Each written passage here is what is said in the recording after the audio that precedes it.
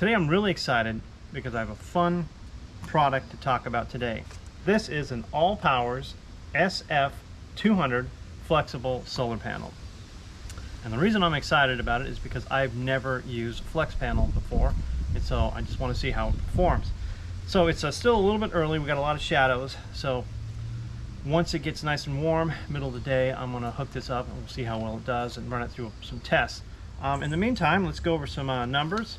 It is a ETFE flexible solar panel, 200 watt mono solar panel. IP680 waterproof, again ETFE material.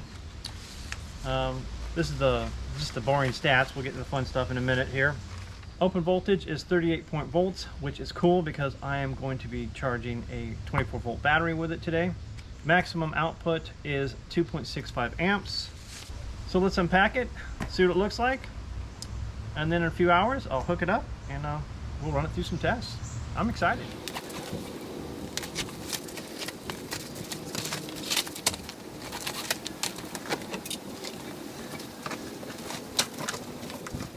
There we go, it's unpacked, and as they said, it does come with MC4 connectors, little user manual, looks like some straps, and then for those who are curious, we already talked about the output, but it is 54 inches tall, 30 inches wide, 0.1 inch thick, so I mean it's very thick, and of course, you know, it's flexible, and it weighs 9 pounds, so I mean it's very light,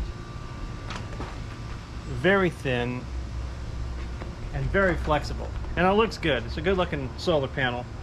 So as soon as the sun's up, we're gonna hook it up. We'll see what it does. So it's about noon, so I'm gonna give this thing a try now. As I mentioned before, it comes with standard MC4 connectors.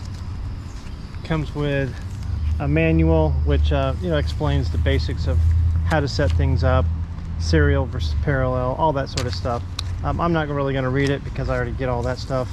It comes with these straps I already talked about, and then it has an adapter, maybe a Anderson adapter, I don't know, I got to go look that up, I'm not exactly sure, but it has a MC4 to an adapter on it. So now I'm just going to hook this thing up. I've got my 24 volt homemade power station. It's about 20% full, so we're going to see how well this does, what kind of output it has. The unit itself is nice, so I'm not anticipating any issues, but let's give it a shot, see how much actual energy we can get out of it.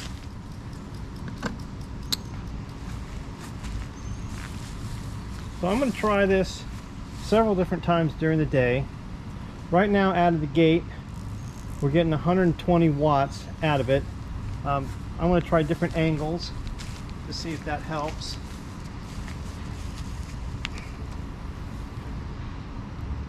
So right now it's putting out about 130 watts pretty continuously. This is just about the right angle for this time of year. It's facing south. I'm going to track this. So I'm going to manually move it every hour.